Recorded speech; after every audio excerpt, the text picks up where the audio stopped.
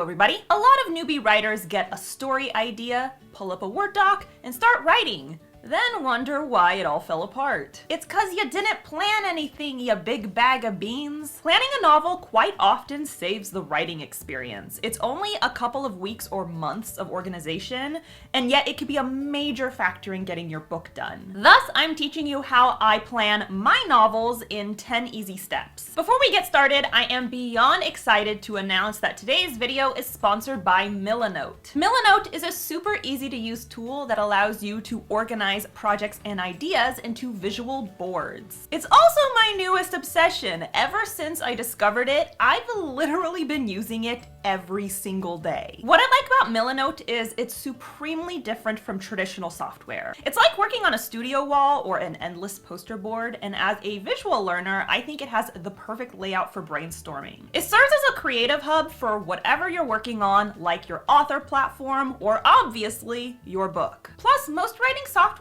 exists on a linear document, which doesn't totally make sense because the writing and creative process aren't linear whatsoever. Milanote allows you to take your jumble of ideas and move them around in whatever order you please. One of my boards is for the next book in the Savior series. It's been so helpful to have my character portrait, my outline, my thought dump, maps, to-do list, and so many more pieces all in one place. I can collect everything and organize it right here on my board, plus I can share it with my critique partners if I want comments or feedback. I also have a second board that looks very different from the first one, and that's because I'm using it to organize my YouTube schedule. That's another amazing thing about this platform. You can create a bunch of boards that serve so many different purposes and have completely different layouts. But Jenna, what's the catch? There is no catch because you can try out Milanote for free.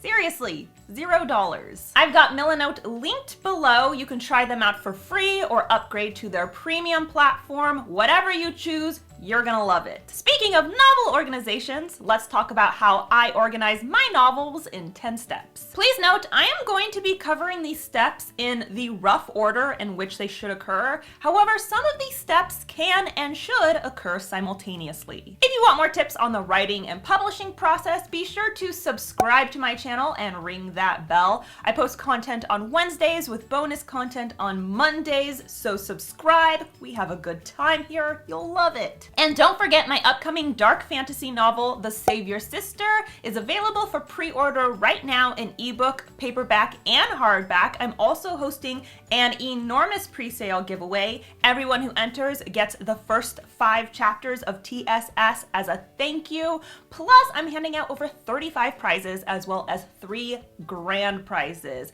All the information is in the description below. On to the tips in 3, 2, 1, go. Number 1, find your inspiration. Every writer has something that triggers their inspiration. Find your thing and milk it. For some writers, it's nature. For others, it's reading or other forms of media, like TV or movies. For me, it's music. I listen to music while I plan my novel to help the ideas flow. I actually have several writing playlists for the sole purpose of visualizing my characters and scenes. In my opinion, this is the most important time to utilize outside resources for inspiration because once you have that bud of an idea, you can rely on your own imagination and creativity in order to make it blossom and grow. Tap into whatever art form helps stimulate your mind and let her loose. Number 2, simplify. Before I do any heavy lifting, I like to nail down a general idea of what my book is going to be about. Note I said general. We are not getting into specifics like the entire cast of characters or the entire world you plan to create. We are just creating a generic concept to build off of. For example, my general concept for the Savior's Champion was a man enters a gladiatorial style tournament where he fights to stay alive and falls in love. For the Savior's Sister, my general concept was a queen fights to prevent her own assassination and also falls in love. These ideas are super simple, and that's what you want. You want something that you can expand and grow. It's a lot easier to create a detailed, layered story when you start small and work your way up. Number 3, thought dump. This is my favorite part of the planning phase because 1, it's easy, and 2, it's entirely creative. This is your opportunity to write down any and all ideas you have about your story. World building, characters, plot points, plot twists, arcs, physical descriptions, whatever. Any idea you have, write it down. It could be streams of dialogue, or full-on conversations, or hell, sex scenes. Do you? It doesn't matter if the ideas suck, nor do they have to be in sequential order. You can worry about that later. The point is to put all of your ideas in one place, so you can analyze them at a later date. For now, ignore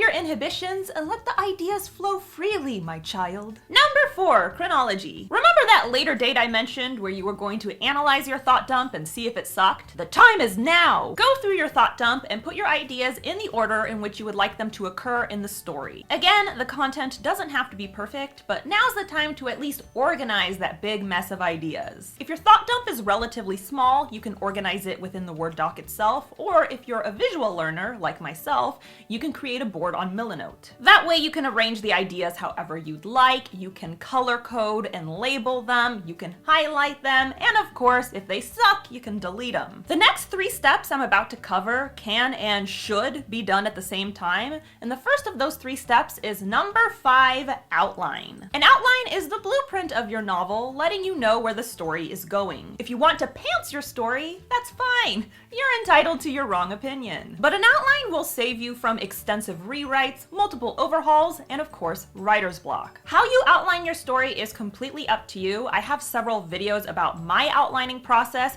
You can yoink my idea, or you can do something entirely different. Some people prefer a bare bones outline, some like the snowflake method, some like the 3-act structure. This is where it's going to come down to research paired with personal preference and experimentation. But ultimately, the goal is to take the chronological order you created and fine-tune it into an easy-to-follow outline that works for you and your process. Number 6, character profile. A character profile is a detailed look at each of your characters, from their physical appearance to their backstory to their personality. It's kind of like a social media page, except it actually tells the truth about them. If you're not sure where to start, I have a video all about the character profile process. You can also find sample profiles all over the internet. This is your opportunity to create fully fleshed out, well-rounded characters before you start writing them, which will make the drafting process so much easier. The reason it's a good idea to create your character profiles while you're outlining is because your main characters and the plot have a direct effect on one another. For example, in The Savior's Sister, the main character kills a lot of people. So not only did I have to account for this in my outline, I also had to account for it in her character profile. How did she learn to fight?